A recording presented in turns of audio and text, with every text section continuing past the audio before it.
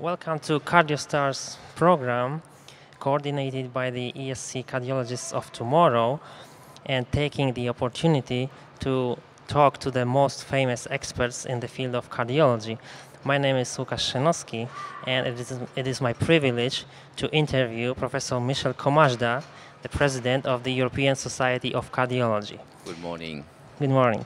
Having said that, I think no further introduction is needed, but just with regard to the general format of this program, I will mention that being a professor at University Pierre et Marie Curie, Michel Komajda is also the head of the cardiology department at Pitié-Salpêtrière Hospital in Paris. Correct. Professor Komajda, let me start with a question. Why did you choose medicine and why cardiology later on?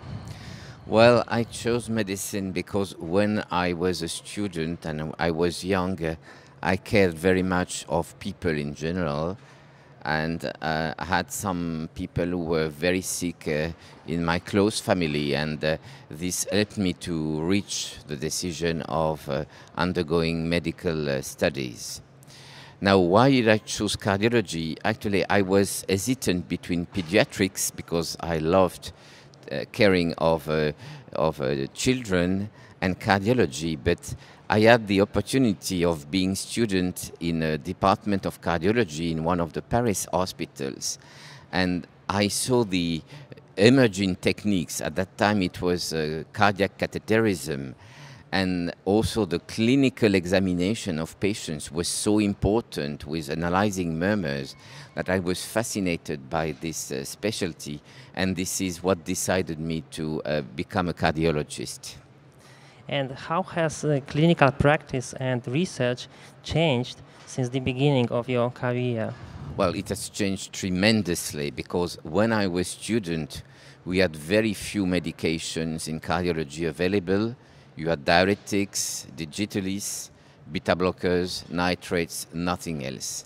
And I think that we have seen an outstanding development of pharmacotherapy in cardiology with ACE inhibitors, with antithrombotic agents, with procedures and devices. And I think that cardiology has been extremely fortunate to have so many medical tools at its disposal, not to speak of the diagnostic techniques with the development of echocardiography, which was not in place when I started cardiology, and then the new imaging modality. So we have been extremely fortunate. Regarding research, it's the same. It has been an explosion of new ways of exploring cardiac function, cardiac disorders, coming to stem cell therapy. So I think really in cardiology we have been extraordinarily fortunate to see such developments.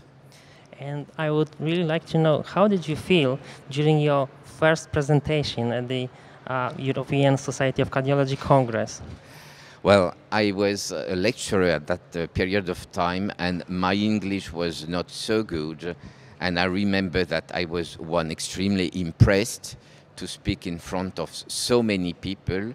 I think it was in Paris in 1980 at the first ESC Congress, which took place more than 30 years ago in my home city.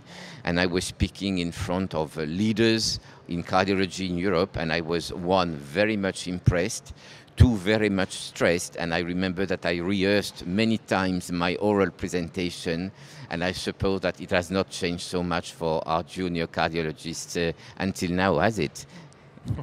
No, not at all. And looking into the future, what do you consider the most promising innovation in cardiology? Well, I think that diagnostic tools are very promising, including both biomarkers and the new imaging modalities, with a combination of echo Doppler with the latest development of NMR and of CT.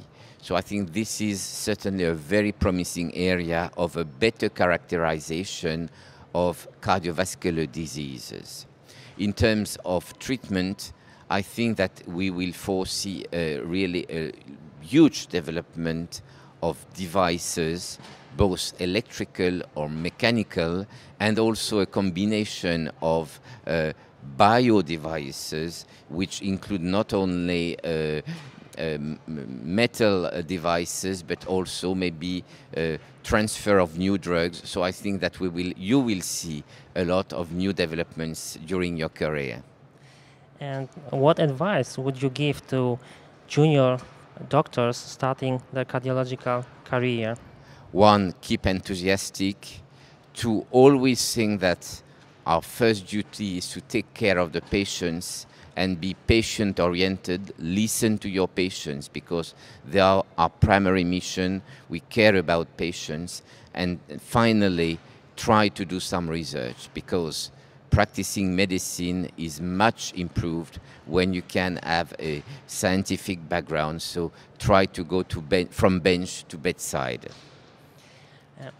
Once you have any free time, what are your favorite options to take advantage of it?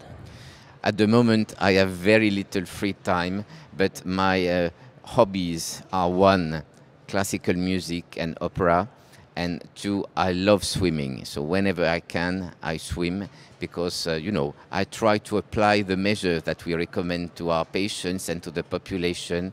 So these are my main hobbies. And of course, to take care of my family. Professor Komajda, thank you very much for this extremely interesting interview that I'm sure will be especially relevant for all the junior doctors planning their cardiological career. Thank you so much. Thank you very much.